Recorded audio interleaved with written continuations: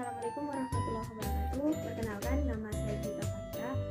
Jadi di sini saya akan memperkenalkan nama-nama kelompok 5 dari mata kuliah Pendidikan Kewarganegaraan dengan judul materi Dinamika Konstitusional.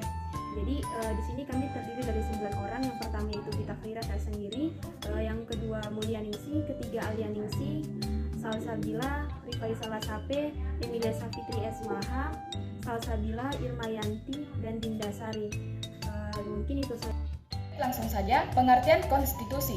Konstitusi adalah keseluruhan sistem ketatanegaraan suatu negara yang berupa kumpulan peraturan yang membentuk dan mengatur atau pemerintah dalam pemerintahan suatu negara. Selanjutnya, pada prinsipnya, paham konstitualisme adalah menyangkut prinsip pembatasan kekuasaan. Konstitualisme mengatur dua hubungan yang saling berkaitan satu sama lain. Yang pertama, hubungan antara pemerintah dengan warga negara, dan yang kedua, hubungan antara lembaga pemerintahan yang satu dengan lembaga pemerintahan yang lainnya. Berdasarkan pasal 37 Undang-Undang Dasar 1945, tata cara perubahan undang-undang di Indonesia sebagai berikut. Yang pertama, usul perubahan pasal-pasal undang-undang dapat diagendakan dalam sidang MPR apabila diajukan oleh sekurang-kurangnya sepertiga dari jumlah anggota MPR. Yang kedua, setiap usul perubahan pasal-pasal Undang-Undang Dasar diajukan secara tertulis dan ditujukan dengan jelas bagian yang telah diusulkan untuk diubah beserta alasannya. Dan yang ketiga yaitu untuk mengubah pasal-pasal Undang-Undang Dasar sidang MPR dihadiri oleh sekurang-kurangnya 2/3 dari jumlah anggota MPR. Dan yang keempat yaitu putusan untuk mengubah pasal-pasal Undang-Undang Dasar dilakukan oleh dengan persetujuan sekurang-kurangnya 50% ditambah 1 anggota dari seluruh anggota MPR. Selain itu, ada pula kedudukan lembaga-lembaga negara pasca amandemen, yaitu antara lain 1. MPR, Majelis Pemusyawaratan Rakyat, 2. Presiden, 3.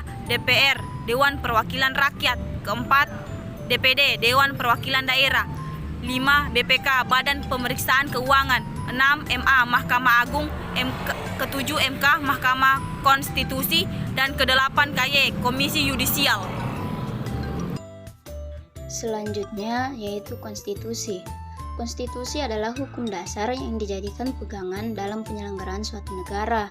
Konstitusi dapat berupa hukum dasar yang tertulis dan yang lazim yang disebut Undang-Undang Dasar, dan dapat pula tidak tertulis. Undang-Undang Dasar menempati tata urutan peraturan perundang-undangan yang tertinggi dalam negara dalam konteks institusi negara.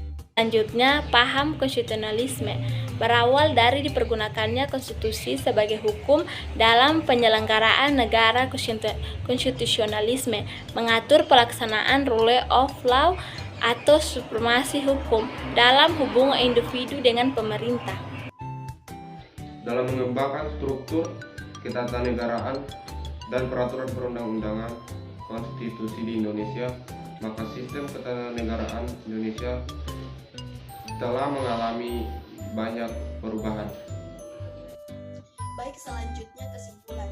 Dinamika ketatanegaraan dan konstitusi Indonesia berlangsung sebagai upaya memperkuat fungsi dan posisi UUD 1945 dengan mengakomodir aspirasi politik yang berkembang untuk mencapai tujuan negara. UUD 1945 sebagai konstitusi negara Republik Indonesia sampai sekarang ini telah mengalami 4 kali amandemen atau perubahan yang terjadi di era reformasi. Tujuan dari perubahan tersebut dapat dimaknai sebagai apresiasi terhadap tuntutan dengan maksud untuk menyempurnakan UUD 1945 sesuai dengan perkembangan dan dinamika tuntutan masyarakat agar terwujud keadilan dan cita-citakan. Baik, itulah penjelasan dari kelompok kami. Sekian dan terima kasih. Wassalamualaikum warahmatullahi wabarakatuh. Baik, itulah tadi paparan materi dari kelompok 5 mengenai dinamika konstitusional.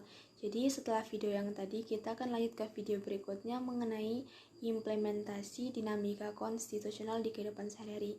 Jadi di sini kami mengutip kata konstitusi atau konstitusional yang secara garis besar itu membahas tentang peraturan dan hukum. Jadi contoh implementasi dari kami itu yaitu taat berlalu lintas dengan menggunakan segala perlengkapan berkendara agar terhindar dari pelanggaran lalu lintas. Jadi terima kasih, mungkin itu saja, selamat menyaksikan.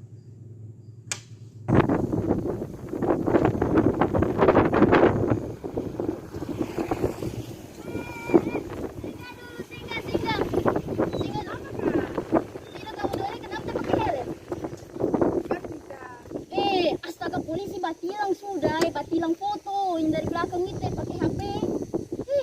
Kamu cara dia polisi ya?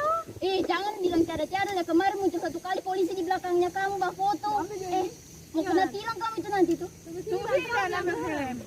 Iya. Kita lihat di kelas aja lainnya kamu itu. Terus tunggu sini. Yuk.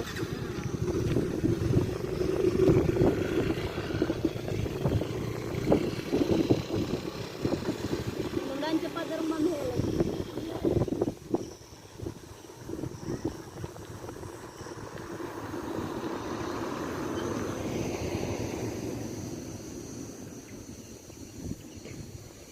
Dorong bilang tadi kemana?